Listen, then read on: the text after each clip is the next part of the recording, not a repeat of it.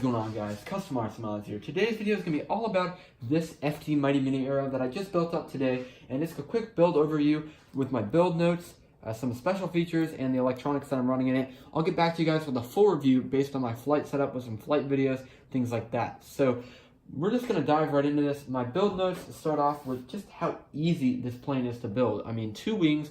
Basically, any flying wing can be built in under 2 hours if you have a little bit of drive. Now, if you're more leisurely, of course, you can do this in however long you choose to, but I got this done easily in under 2 hours.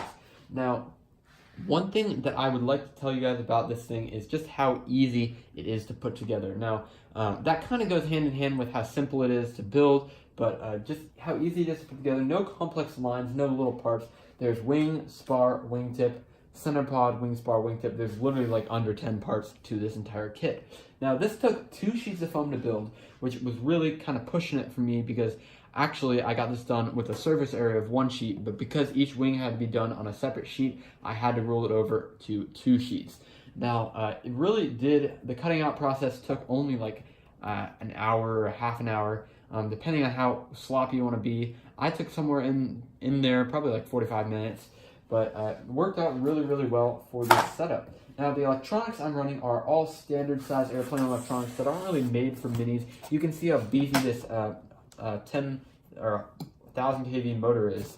Very, very nice, mounted directly onto the back of the center pod because my mini power pod would not fit this motor. And I'm running a 9x6 prop that I've cut down to like a 7x6 prop, if you will, just because I didn't have any 6-inch props, and that's just what I thought would work. Now, these actual servos right here are 9-gram servos. I just cut the slots a little bit wider so that it'd be more able to accommodate just what I had laying around. I could go ahead and get the 4.5-gram ones, but I have a bunch of 9 grams and no 4.5 grams, so I just wanted to get this done. And the ESC I'm running in this little hatch right here is a 30 amp ESC from HobbyPower that's right inside there. Very, very simple, but really more than enough for this plane in this case. Most planes will run off like a 20 amp or below.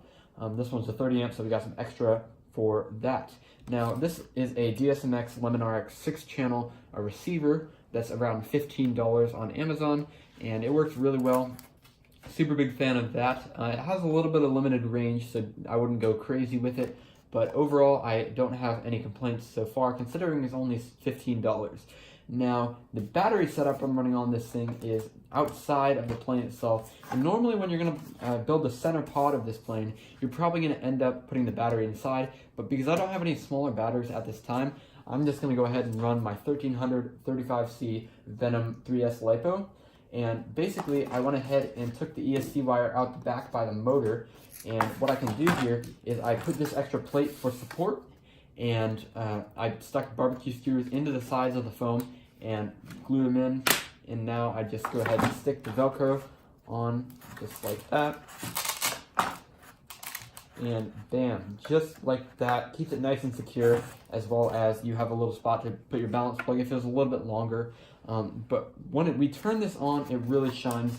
So let me get my transmitter all out, the DX60 of course, and I'm going to go ahead and turn it on. And this is a little unexpected surprise for you guys.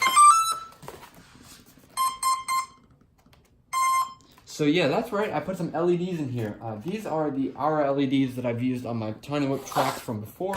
If you guys watched the Tiny Whip Gates video, you're very familiar with these. Very nice, $5 at Walmart. And I went ahead and cut them down, soldered them up.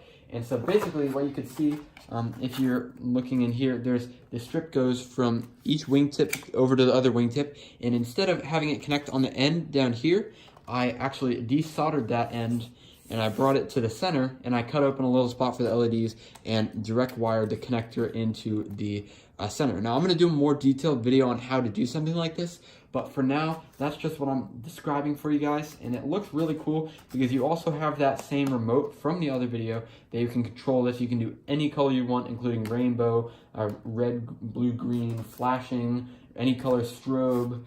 Yeah, really, really cool setup, and I'm liking how it turned out, especially because you can plug it right into the receiver, and it works right off of that regulated power.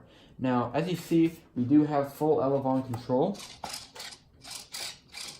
worked really well, and I have just the right amount of throw. I'm going to go ahead and maiden this thing tomorrow, but didn't really get the chance to today. Sun kind of set down on me too quick. And of course we have